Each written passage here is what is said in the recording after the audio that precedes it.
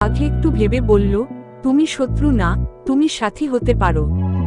তারপর বাঘ ভাল্লুককে কাঁধে তুলে নিয়ে জঙ্গলের বাইরে নিরাপদ জায়গায় নিয়ে গেল। আগুন নিভে যাওয়ার পর ভাল্লুক তার কথা রাখল, বাঘকে নিয়ে গেল সেই গাছে, আর তারা দুজনে মিলে মধু ও ফল খেল। সেই থেকে বাঘ আর ভাল্লুক হয়ে গেল বন্ধু।